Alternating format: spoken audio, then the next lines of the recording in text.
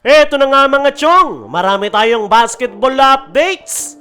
Troy Rosario, sobrang saya sa Barangay Ginebra. Sayang, itong Barangay Ginebra rookie na si Paul Garcia sa inilabas nga na official lineup ng Barangay Ginebra ngayong Commissioner's Cup ay ang isa nga sa mga hindi na ipasok sa kanilang lineup ay itong kanilang rookie guard na si Paul Garcia. Marami nga ang nangihinayang sa nasabing gwardya dahil napakataas nga ng potensyal nito at may pagkakahalintulad pa sa laro ni Scottie Thompson. Pero ano nga ba ang dahilan kung bakit hindi ito naipasok sa Barangay Ginebra lineup this upcoming Commissioner's Cup? Ang sagot nga dyan mga chong ay simple lang. Loaded ang Barangay Ginebra sa guard position. At hindi nga basta-basta ang mga gwardya na meron ngayon si Coach Tim Cone, kung saan meron siyang Scottie Thompson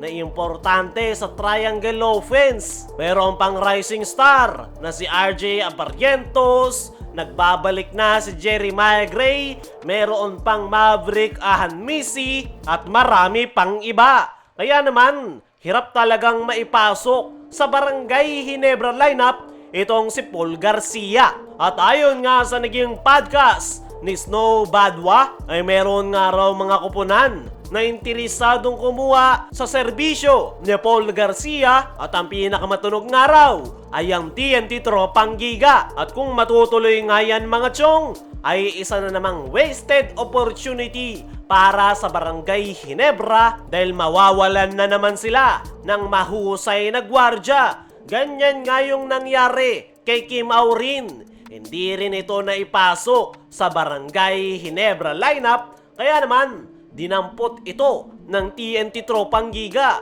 At kita nyo naman ngayon, napakaganda na ng ipinapakita nitong si Kim Aurin sa TNT. Hawak na ng Ginebra na wala pa. At mukhang hindi malabong ganyan rin ang mangyayari dito sa kanilang rookie na si Paul Garcia. Para sa akin mga chong ay pwedeng maipasok sa Barangay Ginebra lineup itong si Paul Garcia. Dahil gaya ng sabi natin kanina, meron nga itong talent. May pagkakahalintulad sa laro ni Scottie at ang tanging paraan nga lang para maipasok ito sa Barangay Ginebra lineup ay mag-giveaway si LA Tenorio. Yan na nga lang yung nakikita nating solusyon para maipasok sa Barangay Ginebra lineup itong si Paul Garcia. At para sa akin mga chong ay wala nang dapat pang patunayan itong si LA Tenorio. Marami na nga siyang nai-contribute sa Barangay Ginebra at hindi na nga ito bumabata. Isa pa, unti-unti na nga siyang nagfo-focus pagdating sa coaching. Kaya hindi na siya ginagamit ni Coach Tim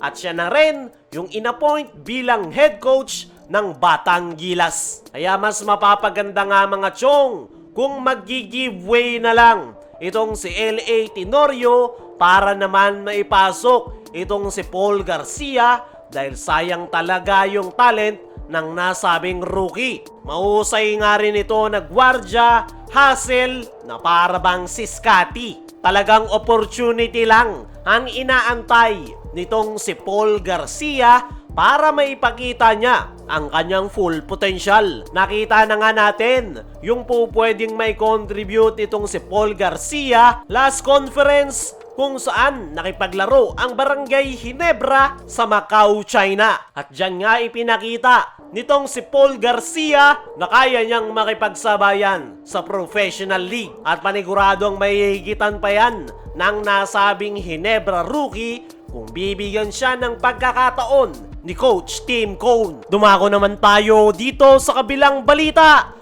Troy Rosario, sobrang saya sa Barangay Ginebra. Nitong mga nakalipas nga lang na araw ay kinumpirma na mismo ni Troy Rosario na sa Barangay Ginebra siya maglalaro. Ayon nga sa mga source ay maximum 3-year contract ang kanyang nakuha sa Barangay Ginebra. Pero mababa pa rin yan kumpara sa offer ng ibang kupunan gaya ng Converge, Fiverr Xers At ayon mismo kay Troy Rosario ay para sa kanya ay sobra-sobra na ang kanyang natanggap sa Barangay Ginebra. Hindi nga raw pera yung kanyang pinagbasehan dahil mas nangibabaw nga raw yung kanyang inner childhood. Kaya Barangay Ginebra ang kanyang napili kahit pa mas mababa ang offer ng mga ito kumpara sa ibang kuponan. Para kay Troy ay sobra-sobra at okay na yung kontratang nakuha niya sa Barangay Ginebra.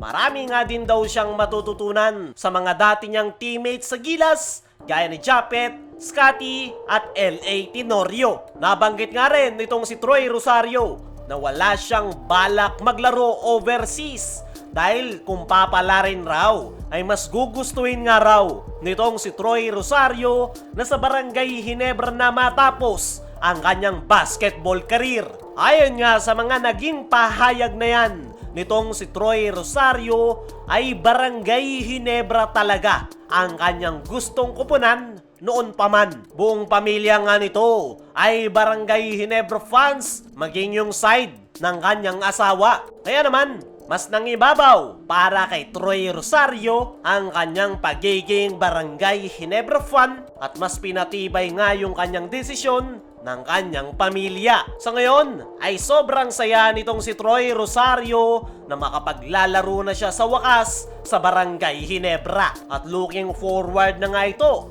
para sa kanyang magiging debut game. Kayo mga chong, ano masasabi nyo sa mga naging pahayag na yan nitong si Troy Rosario? Ano rin yung take nyo dito? Sayang nga ba talaga itong si Paul Garcia?